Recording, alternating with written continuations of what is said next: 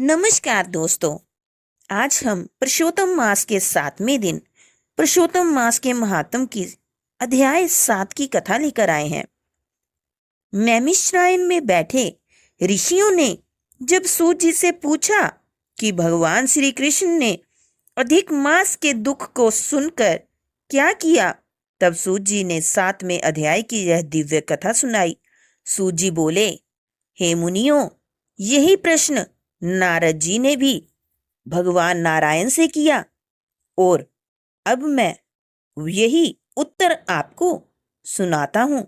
भगवान नारायण बोले, हे नारद, जब भगवान विष्णु ने अधिक मास की पीड़ा श्री कृष्ण के सामने रखी, तब गोलोकनाथ श्री कृष्ण ने अत्यंत करुणा और प्रसन्नता से कहा, हे विष्णु, तुमने बहुत अच्छा किया जो इस मलमास को यहाँ ले आए।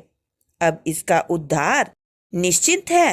भगवान श्री कृष्ण ने आगे कहा कि जिसे तुमने स्वीकार किया है उसे मैंने भी स्वीकार किया। आज से मैं इसे अपने समान महान बना देता हूँ। मेरे जितने भी गुण, यश, ऐश्वर्य और महिमा है, वे सब मैं इसे प्रदान करता हूँ। अब से यह मलमास नहीं बल्कि पुरुषोत्तम मास के नाम से प्रसिद्ध होगा। उन्होंने घोषणा की कि आज से मैं स्वयं इसका स्वामी हूँ। यह सभी महीनों में श्रेष्ठ और पूजनीय होगा। जो भी श्रद्धा से इस मास में व्रत, जप, दान और पूजा करेगा, उसके सभी दुख, पाप और दरिद्रता नष्ट हो जाएंगे।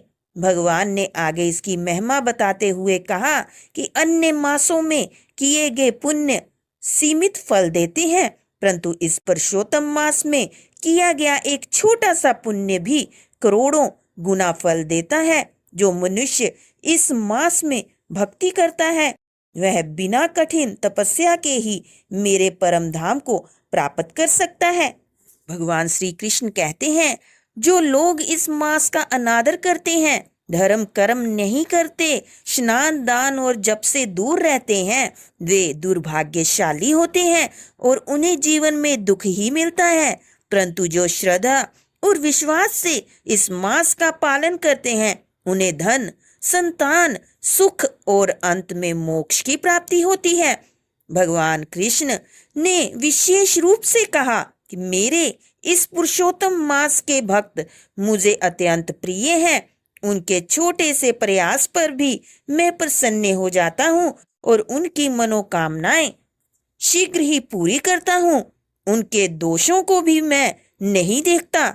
उन्होंने आगे निर्देश दिया कि जब भी यह पुरुषोत्तम मास आए, तब सभी को अपनी शक्ति के अनुसार स्नान, पूजा, जप और दान अवश्य करना चाहिए। यही सबसे श्रेष्ठ साधन है और यही जीवन को सफल बनाने का सरल मार्ग है।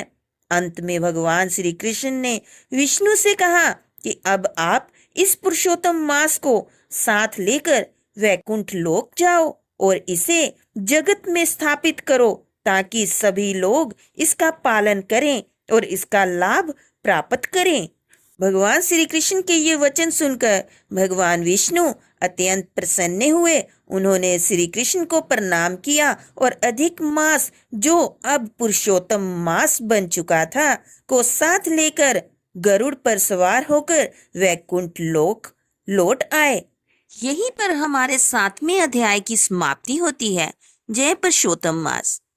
जय श्री हरि।